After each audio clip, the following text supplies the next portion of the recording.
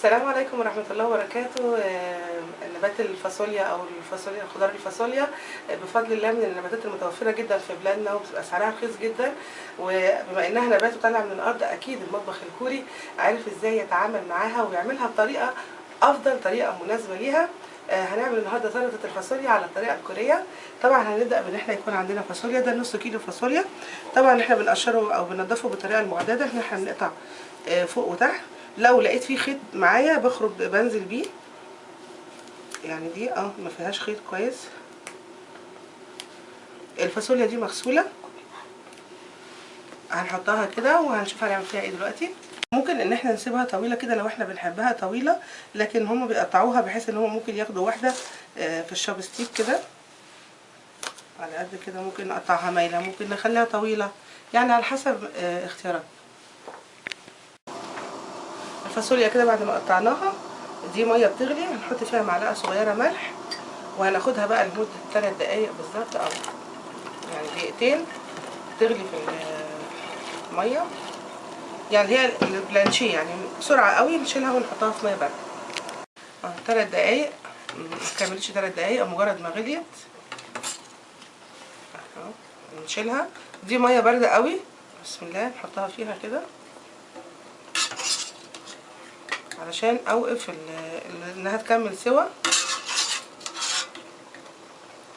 دلوقتي بقى هنشوف مكونات السلطه. طبعا دي الفاصوليا اللي احنا سلقناها، وهنحتاج قطعه جنزبيل صغيره، لكن ممكن ده اختياري. هنحتاج 3 فصوص توم او معلقه صغيره توم، ربع معلقه صغيره ملح، رشه فلفل اسود، سمسم محمص، معلقه صغيره زيت سمسم، ومعلقه صغيره خل. اي نوع خل احنا بنحبه ومفضله متوفر عندنا نعمله. النصيحه مني لما نعمل ده نعمل كميه، يعني ما نستكترش النص كيلو، لان باذن الله يعني هيغلس ويتاكل. هنفرم الثوم والجنزبيل مع بعض دلوقتي. هنفرم الثوم مع الجنزبيل مع بعض. لو احنا هنستعمل الجنزبيل مش هنستعمل، نفرم الثوم بس.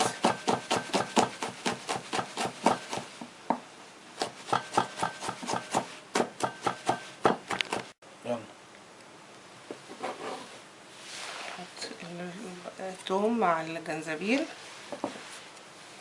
اهو. نجيب بقى، احنا عايزين نص معلقه صغيره ملح. لو في بهار ابيض عندنا مفيش مشكله، ده فلفل اسود. وبعد كده معلقه صغيره سمسم،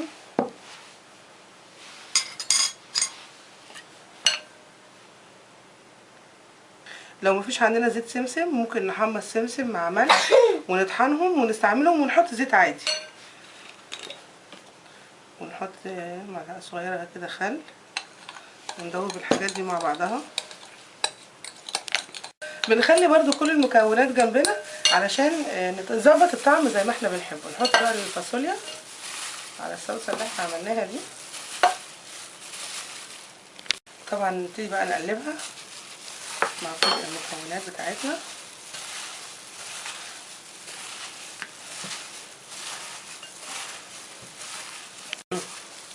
كده نكون قلبناها، ندوقها بقى.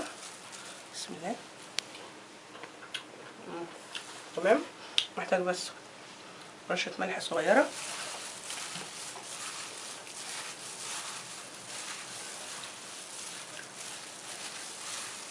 نحطها بقى في طبق تقديم. نحطه كده ونجمله برضو برشة سمسم.